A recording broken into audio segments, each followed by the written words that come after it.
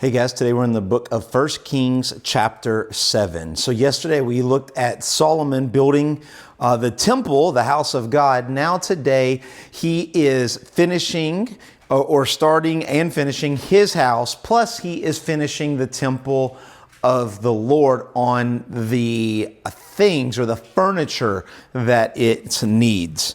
Notice in the very first verse, it says Solomon was building his own house 13 years and he finished his entire house.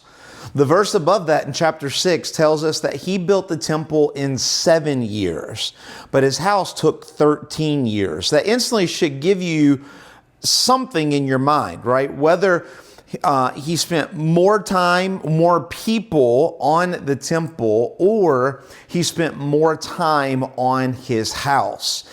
As we read through this, and as we read in 1st and 2nd Chronicles about some of the things that are in his house, we are led to believe that Solomon's house was greater, grander, more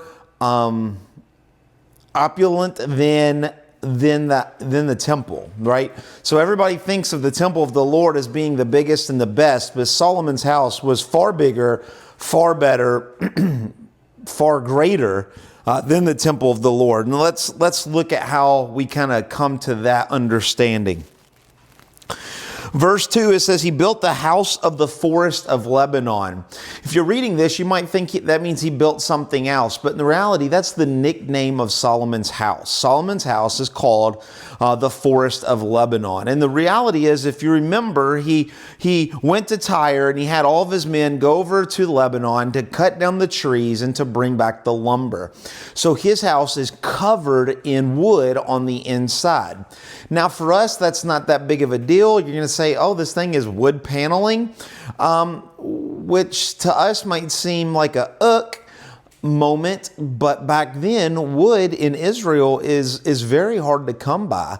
There are some olive trees, there's some other trees, but they're not big, they're gnarly, they're not straight, and so to have wood was to be the biggest and the best thing. It was better than stone or anything. And so to say when he walks in his house, you saw so much wood, it looked like a forest. That's what it means. His house was 100 cubits by 50 cubits by 30 cubits. That means his house was 150 by 75 feet wide by 45 feet tall. And if you remember, the palace was 90, 30, 45. And so here, this was 150 by 75 by 45. So you can see his house was much bigger than the temple of the Lord. And so by being bigger, it just would take more time, and also it would require much more material. Not only that, but there were 45 pillars. Now to us, we don't think too much about that, but pillars were works of art. They were engineering feats in their time, and there's something that were used 100% of the time in temples, in Egyptian temples, in the temple for Yahweh, for Canaanite temples. So pillars were a piece of engineering that made the eye go up, right? Because you're going to look at the base, you see them, and you just draw your eye up. And so they used them in temples to get the head looking upward. And so here we see Solomon's house doing the same thing, giving a feel of a temple. And so we don't know yet what Solomon's intent of this, but Solomon's intent of this probably wasn't turning the eye to God, but showing how great he is. And we'll talk more about that as we continue to read in 1 Kings. He made a hall of pillars that were 75 feet long, 45 feet wide, just mammoth place full of these pillars. And notice verse 12. It's interesting. It says the great court had 3 courses of cut stone, like we talked about in the temple, right, that all of the Egyptian temples had these 3 sections in the courtyard. But notice what it says, the courts of cedar beams, so the inner court of the house of the Lord and the vestibule of the house of the Lord. Everything, the architecture and engineering that was done in the temple was also done in Solomon's house, in his palace. And so we can just draw conclusions in reading this that Solomon's house was as great as the house of the Lord, but it was bigger and grander, so therefore probably much greater than the house of the Lord. King Solomon hires this guy named Hiram from Tyre. He was half Jewish, half Gentile. He was the best bronze maker in the world. He brings them in and he starts to make a bunch of things for him. And the first things that he makes them is 2 pillars. These 2 pillars are 18 cubits tall. That means they're 27 feet tall. And they are 18 feet in circumference. So 18 feet all the way around. These are mammoth pillars. We'll find out later, but these 2 pillars are named. They're given the name. The one on the left was named Boaz, and the one on the right was named Jachin. And so Boaz means strength. We've seen that in Ruth, but Jachin means established. Jewish literature tells us that it was to remind Solomon and to remind anybody who came into his palace that the Lord leads them in front of them and behind them, much like the 2 pillars coming out of Exodus, the pillar of fire, the pillar of smoke. And so that when Solomon would come into these, he would see these 2 mammoth bronze pillars, and it would remind him that the Lord is established with them and he is the strength that goes before them. But that's just Jewish literature. That's not in the Bible. But the names are there. And he builds these two pillars. Not only does he build these 2 bronze pillars, but we see here in verse 23, he makes something called the Sea of Cast Metal.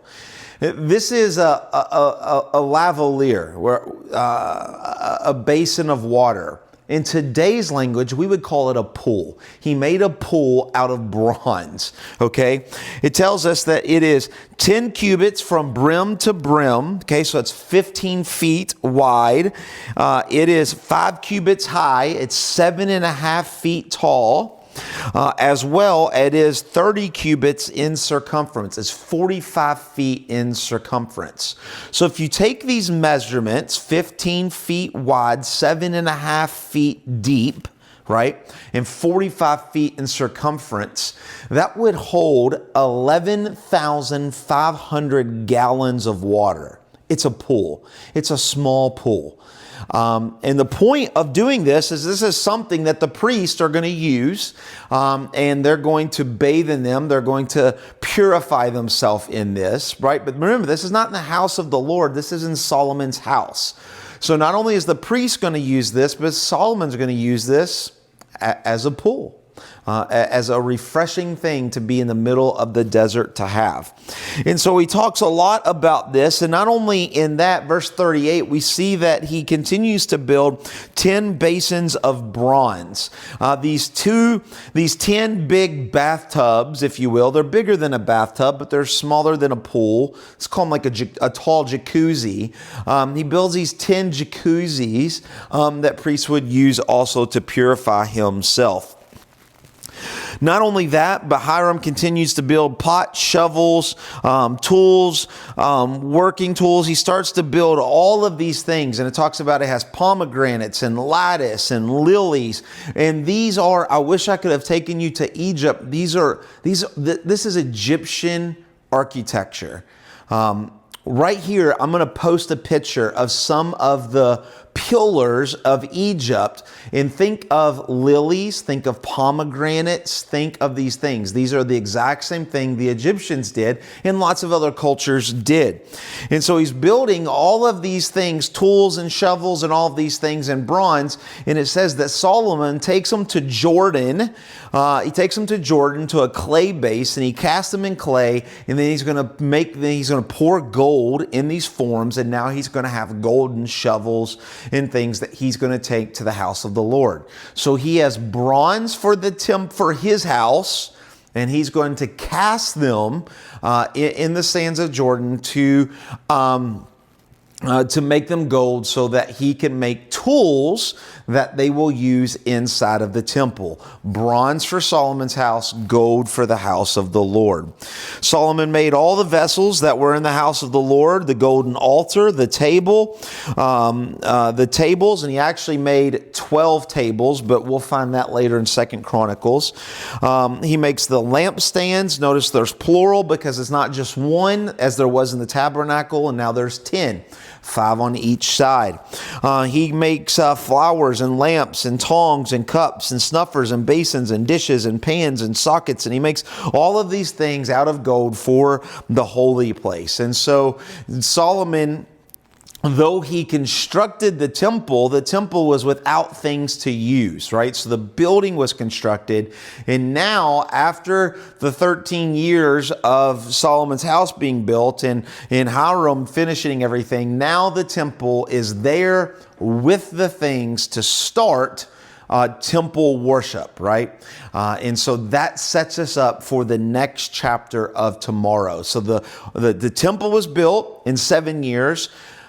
Solomon's palace in 13 years. And in that 13 years, all of the materials, the altars, the tables, all the things it would take to make the temple work was also created. And now we have a fully intact and ready to begin temple and palace for Solomon during this time of about 20 years.